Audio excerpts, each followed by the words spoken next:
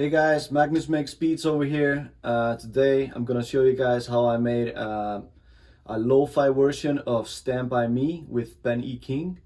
And I'm gonna break it down to show all the instruments and tracks and effects and everything I used. Yeah, follow along. Okay, here we have the beat. Let's take a quick listen and then we'll break everything down. Okay.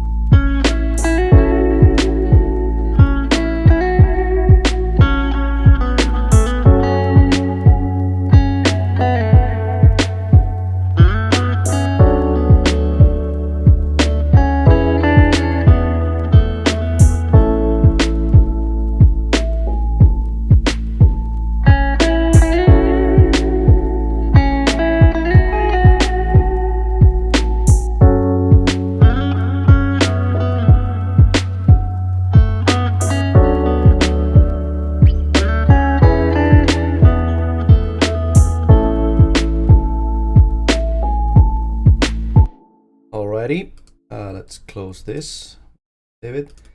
So I made this on my old computer and that I'm not using anymore. As you can tell, I have a lot of sessions. Usually I have to break it down into 3, 4, 5 sessions because the computer just couldn't take it. Super annoying and kills your creativity sometimes. But still do it. Okay, here is the piano chord progression. Is actually, I was trying to find something like a Rhodes sound.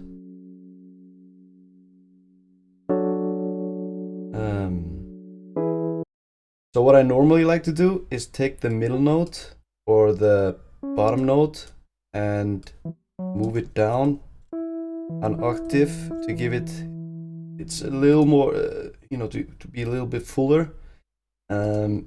Let's listen to it without it. And then.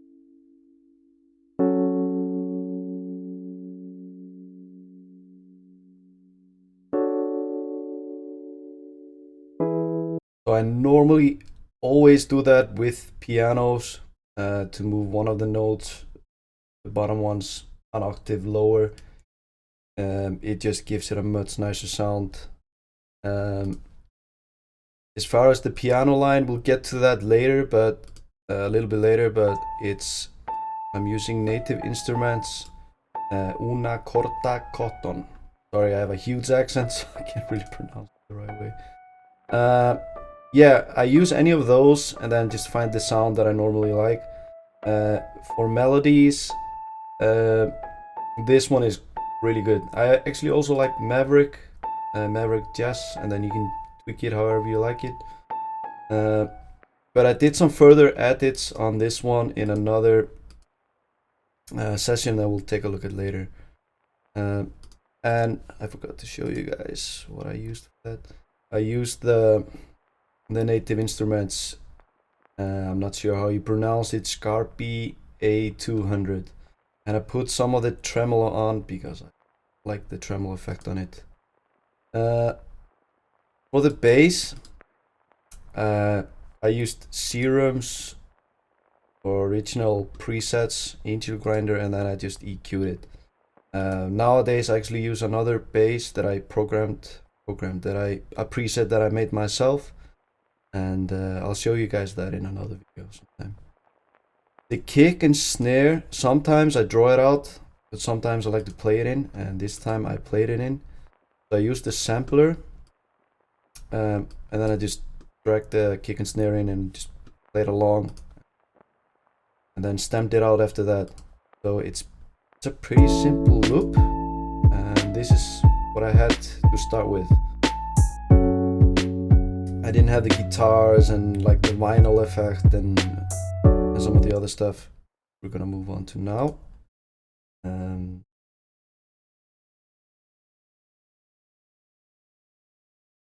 in this session, here we have the guitar. I'm gonna show you guys how I edited the guitar to get that sound. Spent a lot of time on that, probably the most time. Here I did add the acoustic guitar and these texture brushes. Okay, so about the acoustic guitar and the melody, I used this pitch correction plugin. Go if you have Logic here. This should be in other DAWs, and there are different ways you can do this, and I'm sure there are plugins where you can press a button and you've got this effect. So basically it's the piano. I'm trying to make it a little bit more old school and sad sounding, bit lo-fi better. Basically I just drag this down until I find the sound I like.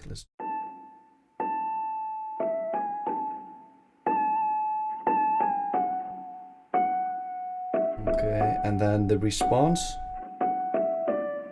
you can edit that as well to get that old school sounding piano.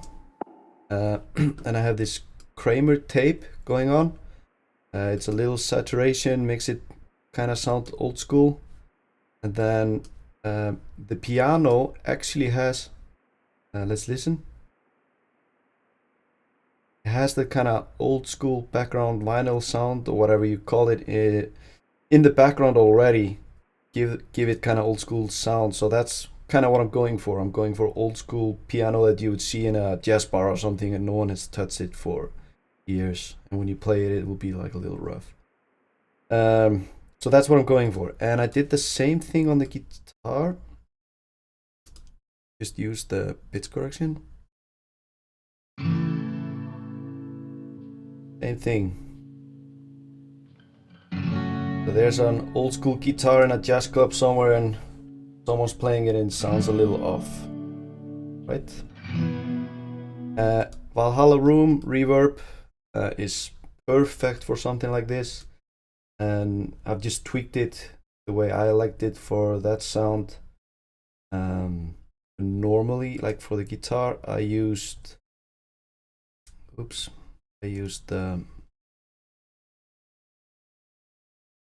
it's reverb. Anyway, yeah, so that's how we got the guitar and the piano to sound a little old school. We did some side chaining with the kick and the bass. Other than that, I think that's it. And we added the vinyl noise. And then we've done some automations and stuff. Go to this one. Session. Yeah, how we made the guitar. So I played the guitar in with line in, so straight into my interface. And I do that a lot, but ideally it's always nicer to get the amp sound. I have an orange amp down here, a tube amp, and a pedal board, and I can get some really nice sounds from the amp. It's just more time consuming, so sometimes when we're making a song, we just want to get everything down and then we can maybe do some tweaks afterwards. This time the guitar just turned out good, came out well, so I didn't find the need to go through the amp. Yeah, let's take a listen. Anyway, bump the sound. So this is what it sounds line in with nothing on.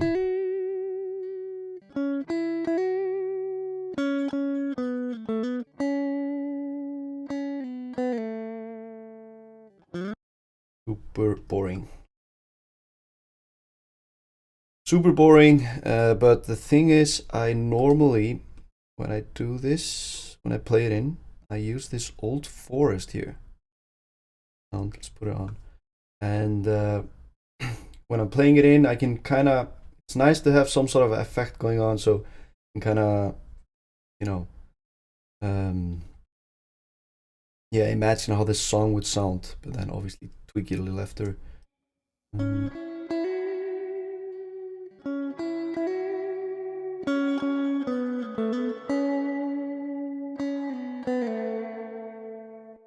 So that's what that sounds like. Let's go in time.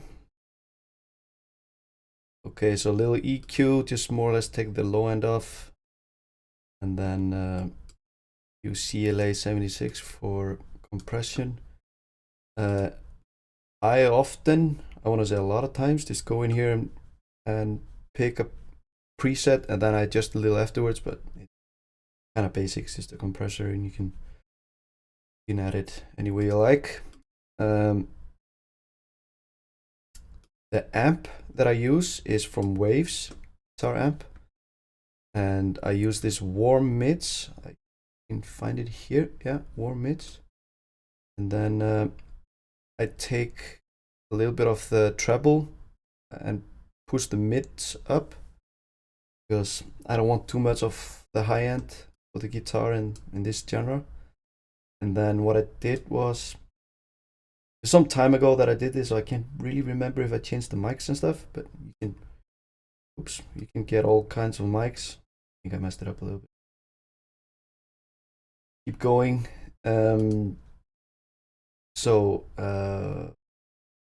Yeah, so now I've got the stereo sound when I get the delay on, and it's a much nicer sound. Let's take a look. This is mono. And now I get the stereo sound. Okay, and then I sometimes use these Waves one knobs.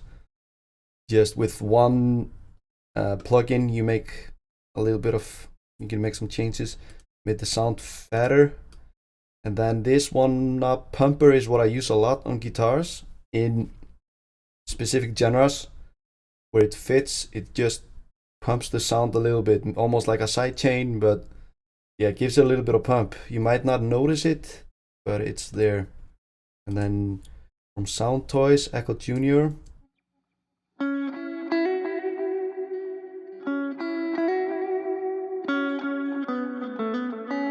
For this instance, it's white. I used space. I think it's normally on studio tape when you open it up. Just to have it spacious, some saturation, and then take off the high cut and low cut. And this plugin makes all the difference. And then we got Kramer tape. I use this a lot to get kind of warm, old school sound. And you can use this for a lot of different reasons. Then we got vocal right that I would normally use on vocals, but can't remember if I used this because I was lazy and didn't want to automate anything, or if I just wanted an even sound. But it definitely helps keep the sound even. It's not too high, not too low in volume, and I use this plugin a lot, well, especially for vocals, but sometimes for other things. So here we got the guitar.